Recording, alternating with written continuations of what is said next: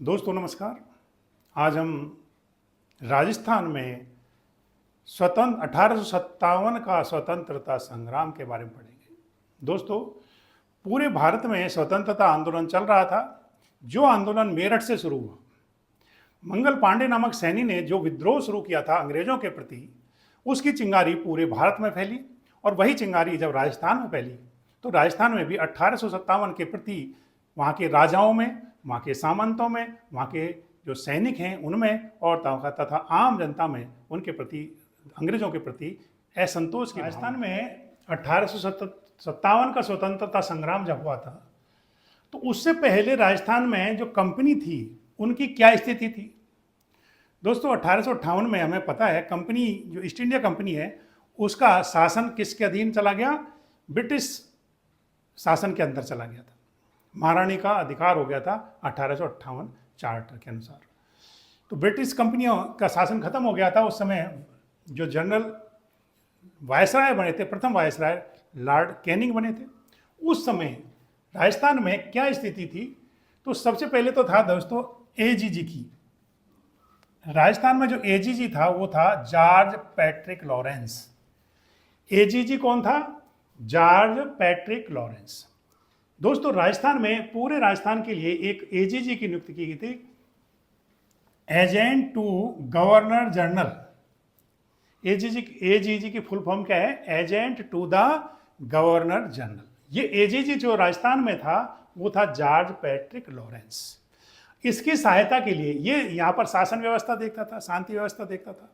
इसका कारण ये जो काम था, इसके अधीन प्रत्येक राज्य में जो देशी राज्य थे उनमें एक पॉलिटिकल एजेंट हुआ करता था। एक एक पॉलिटिकल एजेंट, जिनमें से कुछ के बारे में जानकारी लेते हैं। उदयपुर में था सीएल सावर्स, ये उदयपुर में पॉलिटिकल एजेंट था। जयपुर में विलियम ईडन,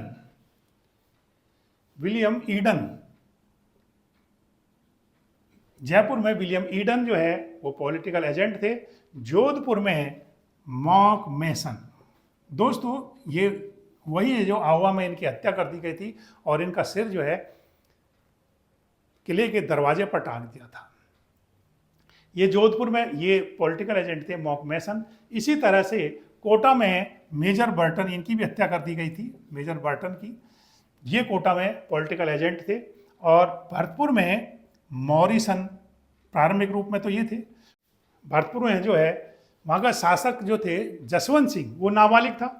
तो सारा जो शासन का काम जो था वो मॉरिसन के हाथ में था। और जब पता चला कि विद्रोही जगह राजस्थान में जगह जगह विद्रोह हो रहे हैं तो ये वहाँ से भाग करके कहाँ चला गया? आगरा चला गया था। और उसके बाद निक्सन यहाँ का जो है पॉलिटिकल एजेंट बना।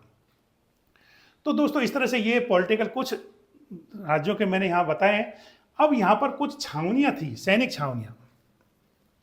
वो सैनिक छावनियाँ कौन कौन सी थी?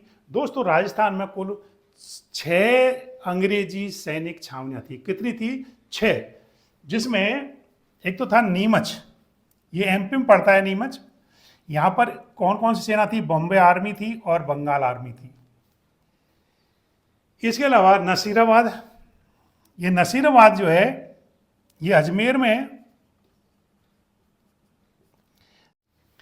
तो नसीराबाद में जो अजमेर में है, यहाँ 15वीं बंगाल नेटिव इन्फेंट्री भी थी, यहाँ 30वीं बंगाल नेटिव इन्फेंट्री भी थी। और इसके अलावा कुछ भारतीय सैनिकों की एक टुकड़ी थी जो शस्त्रागार की रक्षा करती थी। तो ये नसीराबाद में, लेकिन जो 15वीं बंगाल नेटिव इन्फेंट्री थी इसने ही विद्रोह का बिगुल बजाया था। कहाँ पर? नसीराबाद में। इसी तरह से देवली में कोटा कंटिजेंट, ये रेजिडेंट थी। खैरवाड़ा में था मेवाड़ भील कोर। खैरवाड़ा उदयपुर में पड़ता है, यहाँ पर मेवाड़ भील कोर तैनात थी। और एरनपुरा में जोधपुर लीजियन। दोस्तों, एरनपुरा में जो विद्रोह किया था वो जोधपुर लीजियन ने ही किया था। नसीराबाद में तो 15वीं बंगाल नेटिव इन्फेंट्री ने किया था और एरनपुरा में किसने किया था? जोधपुर लीजियन। जो सैनिक टुकड़ी थी उसने, जोधपुर लीजियन सैनिक टुकड़ी थी, उसने एरनपुरा में विद्रोह किया था। और ब्यावर में थी मेरवाड़ा बटालियन। इनमें नसीराबाद जो थी ये छावनी सबसे शक्तिशाली छावनी मानी जाती थी। अब दोस्तों ये जो कारण हुआ था कि नसीराबाद में, क्योंकि अजमेर में पॉलिटिकल एजीजी हुआ करता था, जॉर्ज पैट्रिक लॉरेंस, ये कहाँ था, इसका मुख्यालय अजमेर में था और गर्मी में ये माउंट आबू में चला जाता था। तो जॉर्ज पैट्रिक, इसके पास एक वहाँ शस्त्रागार था अजमेर में, और उस अजमेर में शस्त्रागार की रक्षा करने के लिए कुछ बटालियंस लगाई गई थी, जिनमें ये 15वीं जो बंगाल नेटिव इन्फेंट्री थी, ये वहीं अजमेर लगी हुई थी। लेकिन जब ये सैनिक विद्रोह शुरू हुए थे तो जॉर्ज पैट्रिक लॉरेंस ने क्या किया कि यहाँ से अजमेर से हटा करके इनको कहाँ लगा दिया, 15वीं बंगाल नेटिव इन्फेंट्री को नसीराबाद भेज दिया, जिससे इन सैनिकों में असंतोष पैदा हो गया था। और उधर जब इनको पता चला कि मेरठ में इस तरह से मेरठ में सैनिक विद्रोह हो चुका है और वहाँ पर चर्बी के कारतूसों की जो अफवाहें हो रही थी, हड्डी और आटे में हड्डी के चूरे की जो मिलावट की जो अफवाहें चल रही थी, उनके चलते हुए नसीराबाद में 15वीं नेटिव जो बंगाल नेटिव इन्फेंट्री है, इन सैनिकों ने वहाँ पर विद्रोह शुरू किया था। तो इस तरह से दोस्तों अब इसमें दो ऐसे छावनियाँ थी, सैनिक छावनियाँ, जिन्होंने विद्रोह में भाग नहीं लिया। कौन कौन से थे वो? खैरवाड़ा और ब्यावर। दोस्तों खैरवाड़ा और ब्यावर दो ऐसी सैनिक छावनियां थी जिनमें सैनिकों ने विद्रोह नहीं किया था। खैरवाड़ा में तो मेवाड़ व्हील कोर थी, इन्होंने अंग्रेजों का ही साथ दिया था, और इस तरह से ब्यावर में जो मेरवाड़ा बटालियन थी, इन्होंने भी अंग्रेजों का ही साथ दिया था। इन दोनों 6 छावनियों में से केवल 4 छावनी ऐसी थी जिनमें सैनिक विद्रोह हुआ था। तो इस तरह से ये था 1857 संग्राम से पूर्व राजस्थान में कंपनी की क्या स्थिति थी, कौन कौन वहाँ पर पॉलिटिकल एजेंट थे, कौन वहाँ पर एजीजी था यानी एजेंट टू गवर्नर जनरल कौन था, जॉर्ज पैट्रिक लॉरेंस, और ये कहाँ, इसका कार्यालय कहाँ था, अजमेर में था, और गर्मियों के समय ये माउंट आबू में इसका कार्यालय होता था। राजस्थान में 1857 का जो स्वतंत्रता संग्राम हुआ था, उसका एक संक्षिप्त विवरण मैंने एक सारणीबद्ध किया है पूरे स्वतंत्रता संग्राम को। तो दोस्तों आप भी एक शॉर्ट नोट के रूप में इसको काम में ले सकते हैं, और स्वतंत्रता संग्राम 1857 जो राजस्थान में हुआ था उसका पूरा एक संक्षिप्त ब्यौरा आपके सामने प्रस्तुत है। तो दोस्तों जिस तरह से मेरठ में भारत में स्वतंत्रता संग्राम शुरू हुआ था, तो सबसे पहले शुरुआत कहाँ से हुई थी? मेरठ से शुरू हुई थी, और 10 मई 1857 को मंगल पांडे नामक जो सैनिक था उसने विद्रोह कर दिया था। कारण आपको पता है कि जो कारतूस थे उनमें सूअर की चर्बी लगाई गई थी, ऐसा वहाँ पर जो है प्रचार प्रसार किया गया। तो जो कारतूसों में सूअर की चर्बी होने के कारण, क्योंकि कारतूस को मुंह से खोलना पड़ता था, इसलिए वहाँ के जो सैनिक थे उनमें असंतोष पैदा हो गया, और जो मंगल पांडे है उसने सबसे पहले विद्रोह कर दिया था। दोस्तों उस समय गवर्नर जनरल जो थे वो थे लॉर्ड कैनिंग। भारत में 1857 का जो स्वतंत्रता संग्राम था, उस समय जब संग्राम हुआ था उस समय कौन गवर्नर जनरल था? Lord Canning. लॉर्ड कैनिंग उस समय गवर्नर जनरल थे। दोस्तों ये प्रथम वायसराय भी रहे थे और अंतिम गवर्नर जनरल भी रहे थे, क्योंकि इनका जो कार्यकाल रहा था 1856 से 1862 ईस्वी तक इनका कार्यकाल रहा। और जब ये गवर्नर थे और फिर प्रथम वायसराय थे, प्रथम वायसराय भी कौन थे? Lord Canning. इनके समय में ये मेरठ में भारत का स्वतंत्रता संग्राम शुरू हुआ था। दोस्तों जब भारत में स्वतंत्रता संग्राम की चिंगारी फूटने लगी तो उसकी एक चिंगारी पहुंच गई थी नसीराबाद। दोस्तों 10 मई 1857 को जैसे ही मेरठ में स्वतंत्रता संग्राम की चिंगारी फूटी और वहां के सैनिकों ने विद्रोह कर दिया, तो ये चिंगारी पहुंच गई थी 28 मई 1857 को नसीराबाद में। नसीराबाद में दोस्तों कारण क्या था? वहां पर 15वीं बंगाल नेटिव इन्फेंट्री और 30वीं बंगाल नेटिव इन्फेंट्री, ये वहाँ पर, और कुछ भारतीय सैनिक टुकड़ी जो सत्याग्रह की देखभाल करती थी, वहाँ पर मौजूद थी। अब यहां पर जो 15वीं नेटिव इन्फेंट्री थी, बंगाल नेटिव इन्फेंट्री, उसने वहां पर विद्रोह कर दिया। कारण क्या था? तात्कालिक कारण क्या था कि इनको अजमेर से हटाकर नसीराबाद तैनात कर दिया था।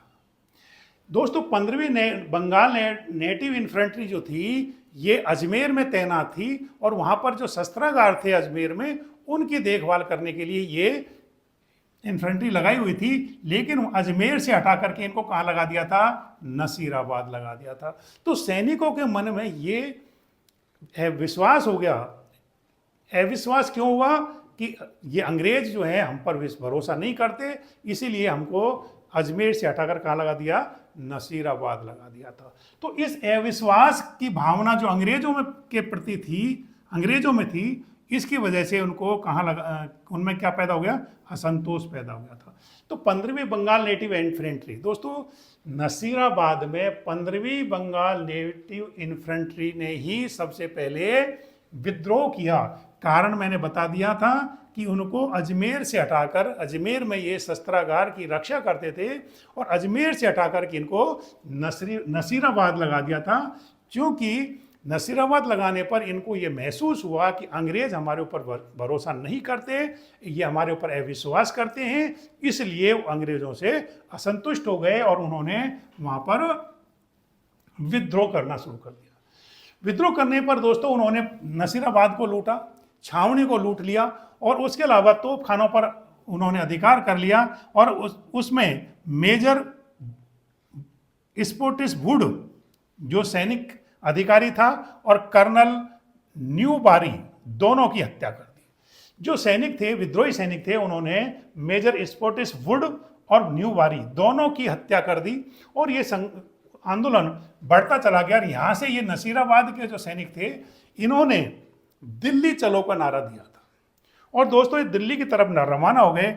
18 जून 1857 को ये दिल्ली जाकर के इन्होंने दिल्ली पहुंच गए थे और दिल्ली जाकर के इन्होंने दिल्ली का घेरा कर लिया। घेराव करने के बाद वहां अंग्रेजों की सेना से ये इन्होंने युद्ध किया, जिसमें अंग्रेजी सेना को इन्होंने परास्त कर दिया। तो दोस्तों जब अंग्रेजी सेना परास्त हो गई तो सैनिकों के मन में जोश आया कि क्यों ना हम अंग्रेजों को हमारे देश से बाहर करें। तो दोस्तों इस तरह से ये पहली जो चिंगारी फूटी थी राजस्थान में, वो फूटी थी नसीराबाद में। नसीराबाद में जब दिल्ली में इन अंग्रेजी सेना को परास्त कर दिया था तो एक स्वतंत्रता की चिंगारी हर सैनिक के मन में, हर देशवासी के मन में, हर राजस्थान वासी के मन में उमड़ी और उन्होंने विद्रोह करना शुरू कर दिया। अब ये दोस्तों चिंगारी पहुंचती नसीराबाद से कहां पहुंच गई थी? नीमच पहुंच गई थी। नीमच में ये 3 जून 1857 को जब वहां के सैनिकों को पता चला तो वहां उन्होंने सैनिकों ने विद्रोह में घुसपैठ शुरू कर दी। लेकिन जो कर्नल एवार्ड वहां पर था उसने सैनिकों से कहा कि आप अपने पवित्र ग्रंथों की शपथ लीजिए और शपथ लेकर के अंग्रेजों के प्रति वफादारी दिखाइए कि हम अंग्रेजों के प्रति वफादार रहेंगे। लेकिन वहां पर एक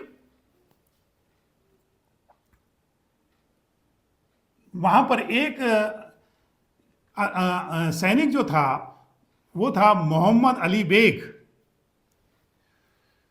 तो मोहम्मद अली बेग ने कर्नल एवार्ड से कहा कि आपने क्या अवध में जो शपथ ली थी, अवध में जो नाबालिग शासक को जो बिठाया था और उसके प्रति वफादारी की जो शपथ ली थी, क्या आपने निभाई? जब आपने ही शपथ नहीं निभाई तो हम शपथ क्यों निभाएं? मोहम्मद अली बेग ने विद्रोह कर दिया। और दोस्तों जब इन सैनिकों ने विद्रोह कर दिया तो नीमच में ये लूटपाट करने लगे और छावनी को लूट लिया। तो वहां पर टोंक के जो सैनिक हैं वो भी आकर मिल गए। टोंक में जो नवाब थे वो तो अंग्रेजों के प्रति वफादार थे, क्योंकि आपको पता है कि टोंक को अंग्रेजों ने कोटा से अलग किया था और टोंक का नवाब जो है उसको एक मान्यता दे दी थी, नवाब घोषित कर दिया था। क्योंकि नवाब तो उनके साथ था, अंग्रेजों के साथ था, लेकिन वहां की जो सैनिक थे वो नीमच के सैनिकों के साथ आकर के मिल गए और विद्रोहियों ने जो है वो चित्तौड़गढ़ होते हुए, शाहपुर होते हुए कहाँ पहुंच गए? देवली में पहुंच गए। देवली में उन्होंने खूब लूटपाट की। उन्होंने लूटपाट करने के बाद जब कोटा, बूंदी और मेवाड़ की सेना को वहां भेजा गया था अंग्रेजों ने। कोटा, बूंदी और मेवाड़ की जो सेना है अंग्रेजों ने वहां पर भेजी, उनके दमन के लिए भेजी, और वहां पर नीमच का जो विद्रोह है उसको दबा दिया गया। तो दोस्तों इस तरह से जो मेरठ से चिंगारी फूटी नसीराबाद पहुंची, नसीराबाद से ये चिंगारी पहुंच गई, नीमच पहुंच गई, और नीमच में लास्ट में कोटा, बूंदी और मेवाड़ के जो राजा थे, शासक थे, उन्होंने अंग्रेजों के प्रति वफादारी दिखाते हुए अपनी सेनाएं उनके दमन के लिए भेजी और इस चिंगारी को दबा दिया। लेकिन दोस्तों ये चिंगारी चलती रही आगे जाकर के एरनपुरा में। एरनपुरा में 21 अगस्त 1857 को जोधपुर लीजियन ने, नसीराबाद में तो 15वीं बंगाल नेटिव इन्फेंट्री ने आंदोलन किया था, विद्रोह किया था, और एरनपुरा में किसने किया था? जोधपुर लीजियन ने। एरनपुरा में जोधपुर लीजियन जो है उसने विद्रोह कर दिया था। कब? 21 अगस्त 1857 को। और दोस्तों उन सैनिकों ने, जो जोधपुर लीजियन के जो सैनिक थे, उन्होंने एक नारा दिया था, चलो दिल्ली मारो फिरंगी। दोस्तों प्रश्न यहां पर बनता है कि चलो दिल्ली मारो फिरंगी किस सैनिक छावनी के सैनिकों ने नारा दिया था? तो ये एरनपुरा में जो जोधपुर लीजियन के सैनिक थे उन्होंने ये नारा दिया था, चलो दिल्ली मारो फिरंगी का नारा दिया था। और वहां पर दोस्तों शिव सिंह के नेतृत्व में ये सैनिक जो हैं आगे बढ़े, दिल्ली की ओर जाने लगे, और दिल्ली में की तरफ जाते समय ये इन्होंने खरवा नामक स्थान पर जो है डेरा डाला। ये खरवा पाली में है और पाली मारवाड़ में है। तो खरवा की नामक जगह पर इन्होंने अपना डेरा डाला, और वहां पर ठाकुर, आउवा के ठाकुर थे कुशाल सिंह, कुशाल सिंह से उनकी मुलाकात हुई थी। कौन की? शिव सिंह और विद्रोही सैनिकों की। तो दोस्तों शिव सिंह ने आउवा के ठाकुर से सहायता मांगी, विद्रोहियों के साथ देने की बात कही। तो पाली में जो ठाकुर कुशाल सिंह है उन्होंने विद्रोहियों का नेतृत्व स्वीकार कर लिया।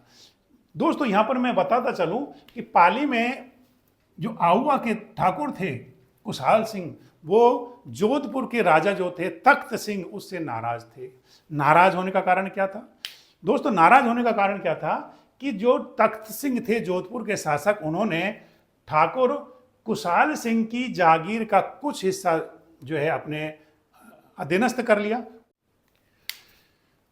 तो ठाकुर कुशाल सिंह जो है तख्त सिंह से नाराज थे, क्योंकि तख्त सिंह ने ठाकुर कुशाल सिंह और उसके अलावा आसोप, गूलर और आलियानियावास के जो ठाकुर थे, जागीरदार थे, उनकी जमीनें पर अधिकार कर लिया, अतिक्रमण कर लिया, उनकी जागीरें खोस ली थी। तो इन ठाकुर कुशाल सिंह ने अंग्रेजों से कहा कि आप हमें अपनी जमीन दिलवा दीजिए और आप इसमें मध्यस्थता करें, लेकिन अंग्रेजों ने ध्यान नहीं दिया।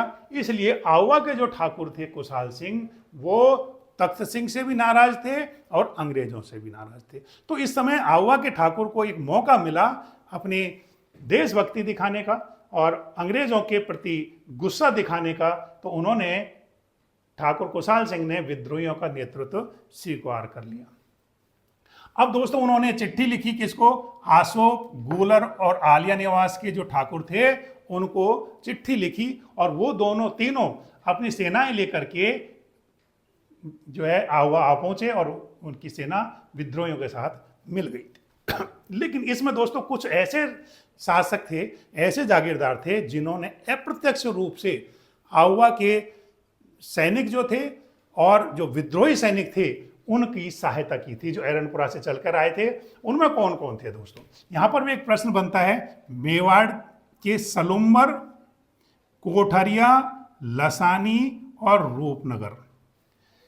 फिर मैं बताता हूं, मेवाड़ के सलुम्बर, कोठरिया, लसानी और रूपनगर, यहां के जो जागीरदार थे, जागीरदारों ने क्या किया? इन विद्रोही सैनिकों को रसद और धन की सहायता दी, रसद के रूप में और धन के रूप में इनको सहायता दी थी, ताकि ये सैनिक विद्रोह, स्वतंत्रता संग्राम को आगे बढ़ा सकें। तो दोस्तों सबसे जो यहाँ पर स्वतंत्रता संग्राम में जो बात देखने को मिलती है उसमें मेवाड़ भी शामिल था। मेवाड़ के जो जागीरदार थे वो भी शामिल थे, लेकिन अप्रत्यक्ष रूप से, क्योंकि मेवाड़ जो है अंग्रेजों के प्रति वफादार था। लेकिन वहाँ के जो जागीरदार थे, कौन कौन से जागीरदार? कोठरिया के जागीरदार, लसानी के, रूपनगर के और सलुम्बर के, ये सभी जो जागीरदार हैं ये विद्रोहियों की सेवा में लग गए। इन्होंने अब क्या पहुंचाया उनको? रसद और धन की सहायता की थी। तो इस तरह से वहां से धन मिला। यहाँ पर ठाकुर जो कुशाल सिंह है वो विद्रोहियों का नेतृत्व करने लगा अपने सैनिकों को लेकर के। इन्होंने दिल्ली की तरफ कूच कर दिया। दोस्तों ये लूटपाट करते हुए जब आगे बढ़ रहे थे तो उस समय 8 सितंबर 1857 को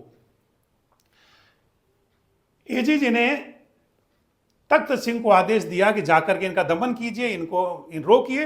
तो वो तख्त सिंह जो है, राजकीय सेना और तख्त सिंह की सेना दोनों मिलकर के वहां पहुंची और बिथोरा नामक स्थान पर 8 सितंबर 1857 को बिथोरा नामक स्थान पर राजकीय सेना और तख्त सिंह की सेना, जो जोधपुर के महाराजा थे तख्त सिंह, उनकी सेना, दोनों सेनाओं को विद्रोही सैनिकों ने हरा दिया था। कब? 8 सितंबर 1857 का। नेतृत्व कौन कर रहा था? ठाकुर कुशाल सिंह। तो कुशाल सिंह के नेतृत्व में बिथोरा में इनको जो है राजकीय सेना को हरा दिया गया था। लेकिन दोस्तों ये सेना जब और आगे बढ़ते रहे, ये सैनिक जब विद्रोही सैनिक आगे बढ़ते चले गए तो एजीजी जो लॉरेंस था ये स्वयं सेना लेकर के आया और उसने 18 सितंबर 1857 को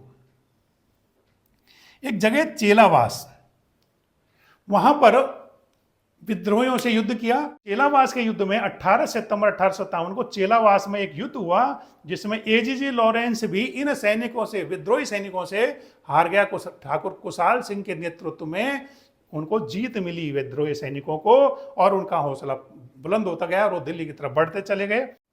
इस चेलावास में के युद्ध में एक विशेष घटना क्या हुई थी कि जो वहां पर पॉलिटिकल एजेंट था मैसन, उसको मार दिया गया, उसकी हत्या कर दी और उसका सिर काट करके आउवा के जो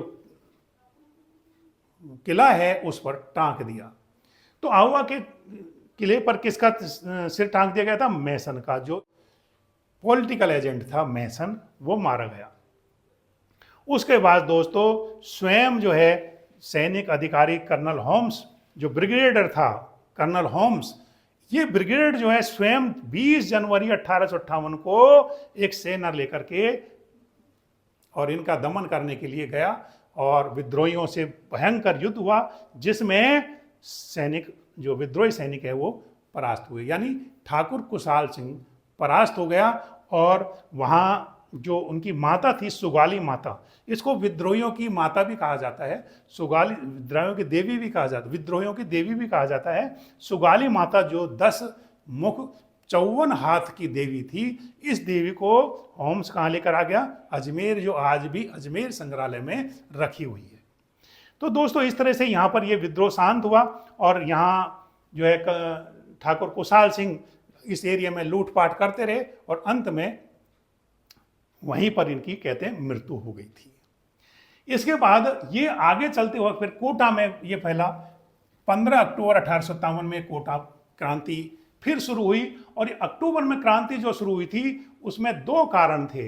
एक तो अंग्रेजों के प्रति जनविद्रोह था। अंग्रेजों के प्रति जनविद्रोह क्यों था दोस्तों?